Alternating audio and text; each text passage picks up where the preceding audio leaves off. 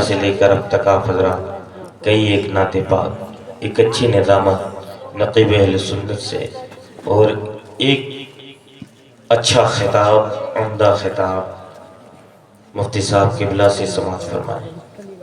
میں وہاں سے سن رہا تھا تو لگ رہا تھا یہ حضرت ہی بول رہے ہیں، کہیں ایسا تو نہیں کیسٹ لگا دیے ہو۔ ماشاءاللہ انداز بھی وہی، آواز بھی وہی۔ اللہ تعالیٰ کی بارگاہ میں دعا ہے پروردگار ان کے علم میں، عمر میں، رزق میں، عمل میں، تقوی میں، پرہیزگاری میں خوب برکت عطا فرمائے۔ رات 11 بج رہے ہیں اور میں دیکھ رہا ہوں باہری لوگ تو ہے نہیں کہ وہ رکے رہیں۔ آپ کا گاؤں ہے، گھر قریب ہے، ایک ایک دو دو کر کے لوگ اٹھ رہے ہیں، کرسیاں خالی ہو رہی ہیں۔ میں نہ آپ کو روکوں گا نہ میں آپ کو کہوں گا کہ بولیے، بہت دیر سے بیٹھے ہیں اور تھک بھی چکے ہوں گے، ٹھنڈ کا موسم ہے اور میں اس محفل کا آخری کڑی ہوں۔ اب میرے بعد کوئی نہیں ہے، ورنہ آپ سوچیں کہ شاید کوئی ابھی آرام کر رہا ہے، تو کوئی نہیں ہے۔ تھوڑی دیر آپ مجھے بھی برداشت کریں، تھوڑی دیر میں خطاب کروں گا، اس کے بعد صلاۃ والسلام، فاتحہ، پھر آپ اپنے گھر تشریف لے جائیے، آرام کیجیے۔ حضرات خطبہ مسنونہ کے بعد میں نے آپ حضرات کے سامنے ایک بڑی مشہور آیت پاک کی تلاوت کی ہے۔ اللہ تعالیٰ فرماتا ہے الا ان اولیاء اللہ لا خوف علیہم ولا هم یحزنون، خبردار بے شک اللہ کے ولیوں کو نہ کچھ خوف ہے، نہ کچھ غم ہے، نہ حزن ہے، نہ بلا۔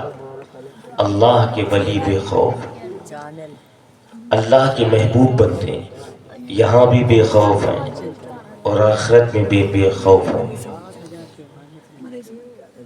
دیکھیے جو جس سے ڈرتا ہے اس سے قریب نہیں ہوتا، اس کے قریب نہیں جاتا بلکہ اس سے دور بھاگتا ہے۔ جیسے سانپ سے لوگ ڈرتے ہیں تو سانپ کے قریب کوئی نہیں جاتا بلکہ سانپ سے دور بھاگتا ہے۔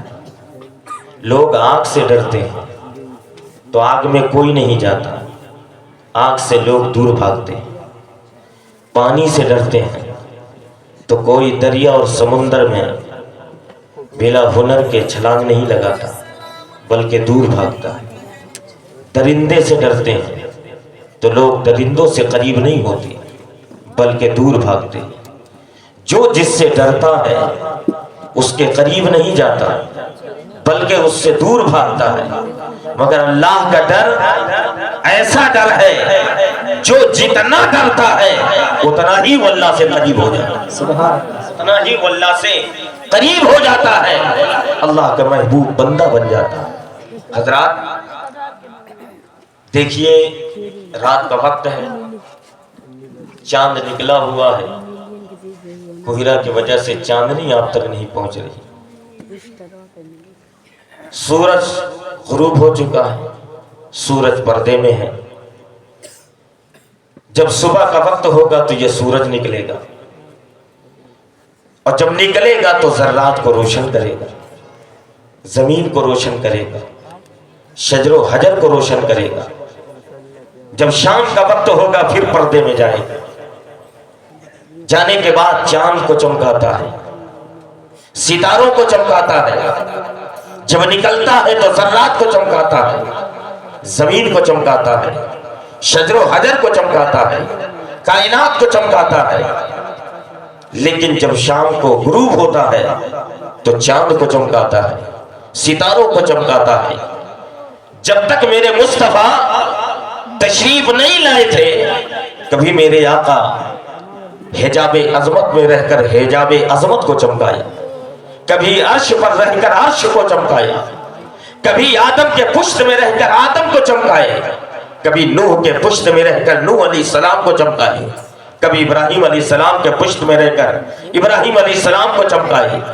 میرے مصطفیٰ کی میلاد ہوتی ہے، میرے آقا کے میلاد نے زمین کو چمکا دیا، میرے آقا کے میلاد نے حرم کو چمکا دیا، میرے آقا کے میلاد نے کعبے کو چمکا دیا، میرے آقا علیہ السلام کے میلاد سے ہر گھر چمک اٹھا، ہر در چمک اٹھا، زمین و آسمان روشن ہو گئے۔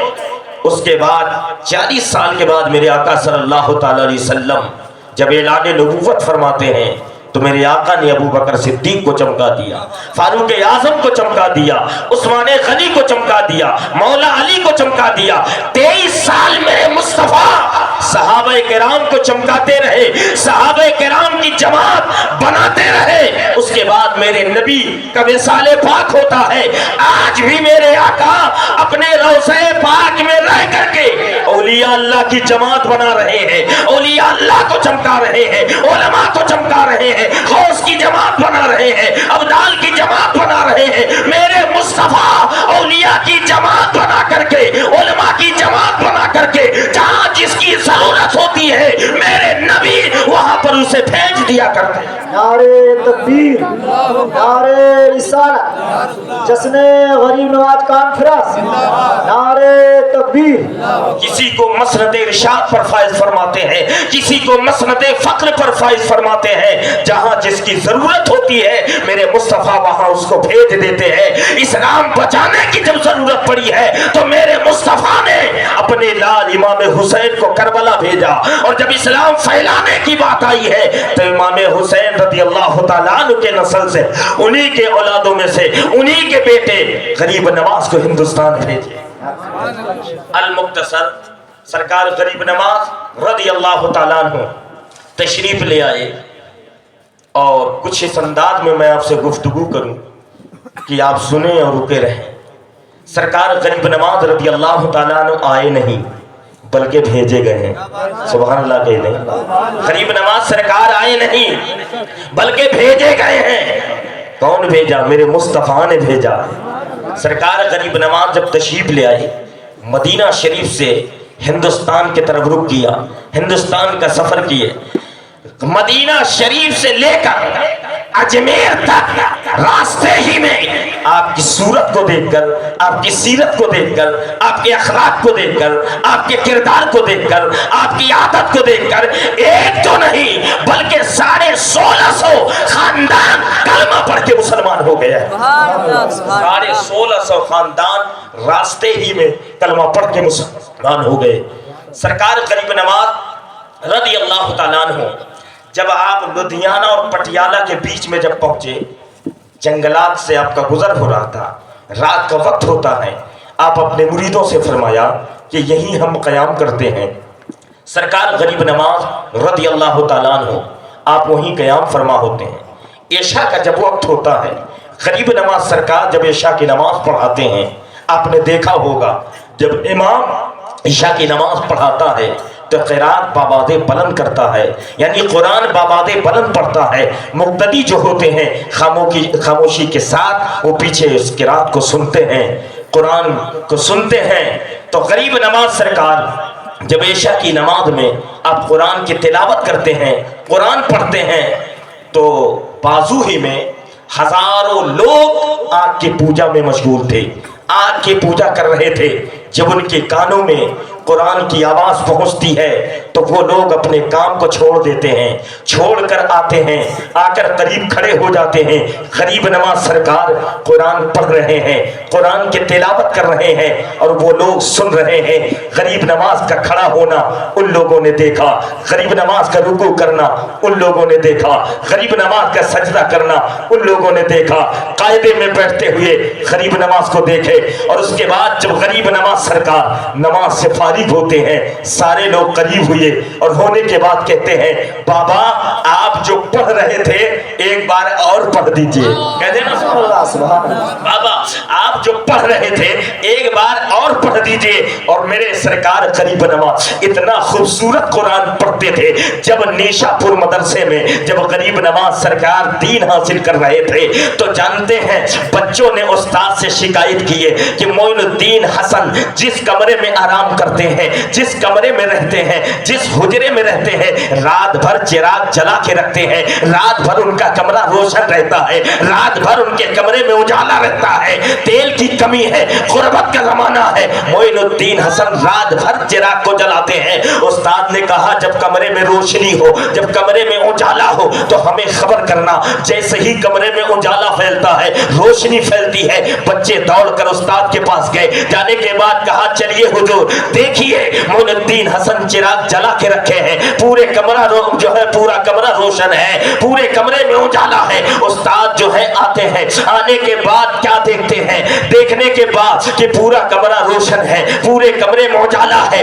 और देखने के बाद बच्चों से कहते हैं ऐ बच्चों ये चिराग की रोशनी नहीं है, ये चिराग का उजाला नहीं है, बल्कि खुदा की कसम मोइनुद्दीन कुरान की तिलावत करते हैं, ये कुरान की तिलावत का नूर है, तिलावत की रोशनी है जिसके वजह से पूरे कमरे में रोशन।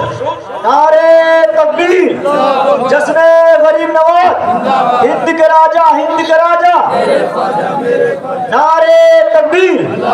ये कुरान की तिलावत की रोशनी है, ये कुरान की तिलावत के नूर है जिसकी वजह से पूरे कमरे में जो है उजाला है, पूरे कमरे जो है रोशन है। हजरत मोहतरम सरकार गरीब नवाज जब लाहौर तशरीफ लाते हैं, दातागंज बख्श लाहौरी के मदार पर पहुंचते हैं, हजरत मोहतरम जब आप फातिहा पढ़ते हैं, कुरान की तिलावत करते हैं, 3 दिन क़याम करते हैं, और उसके बाद जब आप चलने का इरादा करते हैं, मज़ार पाक से आवाज आती है ऐ मोइनुद्दीन हसन ठहर जाइए, अभी आगे मत जाइए। तो गरीब नवाज सरकार 40 दिन ठहर जाते हैं। हजरत मोहतरम कुरान की तिलावत कर रहे हैं, दातागंज बख्श लाहौरी अपने मज़ार में कुरान की तिलावत को सुन रहे हैं। 40 दिन के बाद जब फिर आप चलने का इरादा करते हैं तो मज़ार पाक से आवाज आती है ऐ मोइनुद्दीन हसन मैं तो यही चाहता हूँ कि जिंदगी भर मेरे मज़ार में रहो, कुरान पढ़ते रहो, मैं सुनता रहूं, लेकिन जो है तुम्हें आगे जाना है,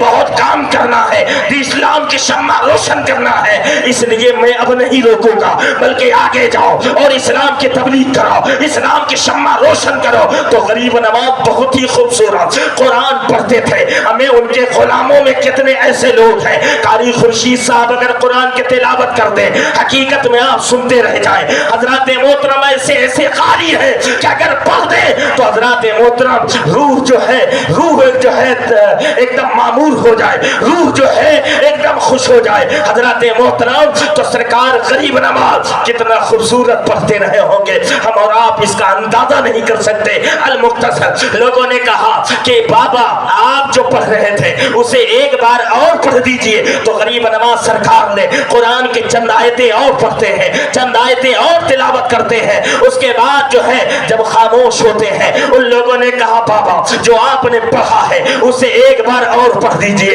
एक बार और सुना दीजिए। गरीब नवाज सरकार सिर्फ चंद आयतें पढ़ते हैं और उसके बाद जब खामोश होते हैं तो लोगों ने कहा बाबा ये बताइए आप क्या पढ़ रहे हैं, ये कैसा कलाम है, किसका कलाम है, कैसा कलाम है कि आप पढ़ते हैं तो सुनने के बाद कान पे इसका असर कम लेकिन दिल में ज्यादा हो रहा है। आप पढ़ते जा रहे हैं, दिल की कैफियत बदलती जा रही है। आप क्या पढ़ रहे हैं? गरीब नवाज सरकार ने फरमाया कि सुनो मैं जो है मैं अल्लाह का कलाम पढ़ रहा हूँ जो मेरे मुस्तफा पर नाजिल हुआ है, अल्लाह का कुरान पढ़ रहा हो। उन लोगों ने कहा बाबा आप खड़े थे, खड़ा होना बड़ा अच्छा लगा, आप झुके, आपका झुकना बड़ा अच्छा लगा, आप माथे को जमीन पे रखा, ये रखना बड़ा पसंद आया, बड़ा अच्छा लगा। बाबा आप बैठे, बैठना बड़ा अच्छा लगा, आप पढ़ रहे थे, आपका पढ़ना बड़ा अच्छा लगा, आपका लिबास बड़ा अच्छा है, आपकी सूरत बड़ी अच्छी है। बाबा आप बड़े खूबसूरत है, आप बड़े अच्छे हैं, आप बड़े लाजवाब है। गरीब नवाज सरकार के न सीरत का जवाब है, न आदत के जवाब है, न किरदार का जवाब है, न अखलाक का जवाब है, न आवाज का जवाब है, न तिलावत का जवाब है, न गरीब नवाज सरकार के खानदान का जवाब है। उन लोगों ने कहा आप बड़े अच्छे हैं। गरीब नवाज सरकार ने फरमाया अंदाजा करो जब हिंदुस्तान में नबी का बेटा इतना खूबसूरत है, इतना अच्छा है तो मदीने का ताजदार कितना अच्छा होगा, कितना आला होगा। सबसे आला वाला हमारा नबी, सबसे आला वाला हमारा। नारे तकबीर, नारे रिसालत, जश्न गरीब नवाज, नारे तकबीर। सारे अच्छों में अच्छा समझिए जिसे, उस अच्छे से अच्छा हमारा नबी हजरत मोहतरम। उसके बाद उन लोगों ने कहा बाबा आपसे पहले भी हमने मुसलमानों को देखा है, हमने दाढ़ी वाले लोगों को देखा है, हमने टोपी वाले को देखा है, लेकिन बाबा आप तो कुछ अलग ही नजर आते हैं। और क्यों ना अलग नजर आए, गरीब नवाज सरकार अल्लाह के जो है महबूब बंदों में से थे और जो है मुस्तफा के हर सुन्नत पे अमल करते थे। जरा आज देखिए हजरात, हर साल आप जश्न मनाते हैं, हर साल आप जो है खर्च करते हैं, गरीब नवाज सरकार के नाम पे लंगर करते हैं। गरीब नवाज सरकार जानते हैं आप जो है रोटी के सूखे रोटी के चंद लुकमे या चंद टुकड़े खाते थे, लेकिन बदले में काम कितना करते थे जरा वो देखिए। आज हम कितना लजीज खाना खाते हैं, कितना अच्छा खाना खाते हैं और पेट भर खाते हैं, एक टाइम नहीं 3 टाइम खाते हैं। नाश्ता अलग करते हैं, दोपहर में अलग खाते हैं, शाम में अलग खाते हैं,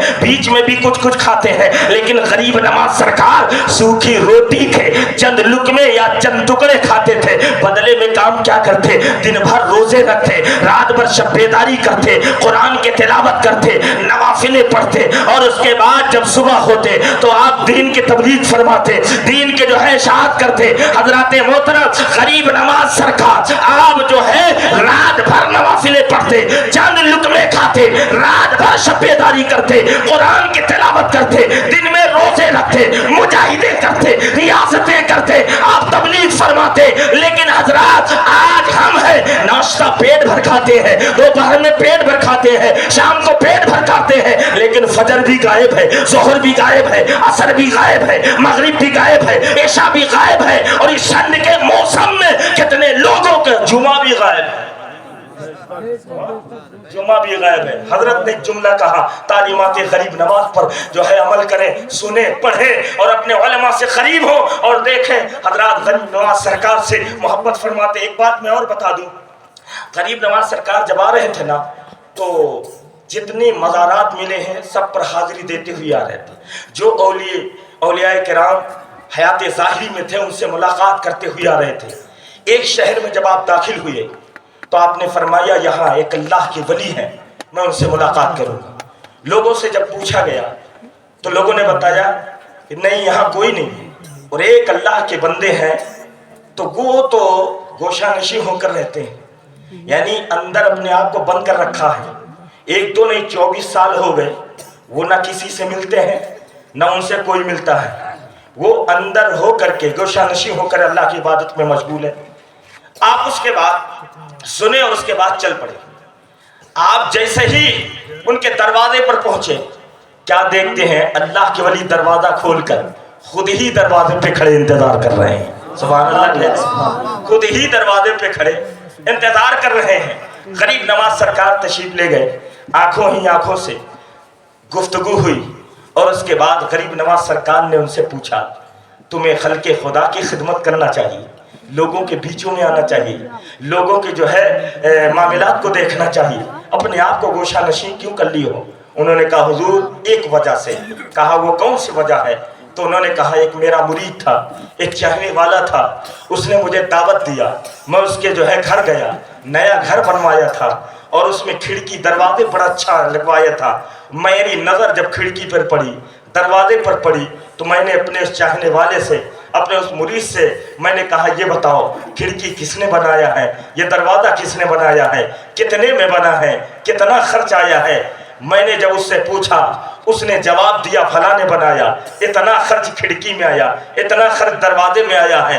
कहा मैंने पूछा, उसने जवाब दिया इसमें ज़्यादा से ज़्यादा 30 सेकंड या 40 सेकंड लगे होंगे। कहते हैं उसके बाद फिर मैंने कहा अपने आप से कि ए अल्लाह के बंदे, अल्लाह ने तुझे ज़बान इसलिए नहीं दिया है कि तू खिड़की की तारीफ करे, अल्लाह ने ज़बान इसलिए नहीं दिया है तू दरवाजे की तारीफ करे, अल्लाह ने इसलिए ये ज़बान नहीं दी है कि दुनिया की तारीफ करे, भले के अल्लाह ने अगर ज़बान दिया है तो इसलिए दिया है कि अल्लाह और उसके रसूल की तारीफ की जाए, उसके रसूल का जिक्र किया जाए।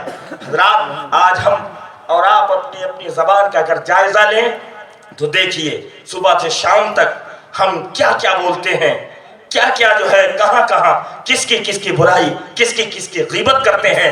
میرے پیارو، اللہ تعالیٰ نے ہمیں زبان اس لیے نہیں دیا کہ ہم غیبت کریں، برائی کریں، ہم گالی دیں، ہم جو ہے اس سے جو ہے گالی گلوچ کریں، نہیں، بلکہ اللہ نے ہمیں زبان اس لیے دیا ہے تاکہ اللہ کی تعریف کی جائے، اس کا ذکر کیا جائے، قرآن پڑھا جائے، اللہ کے حبیب پر درود پڑھا جائے، اللہ کے محبوب بندوں کا ذکر کیا جائے. اس لیے ہمیں زبان دیا ہے. میرے پیارو، ابھی جلسہ ختم ہوگا، آپ لوگ بستر پہ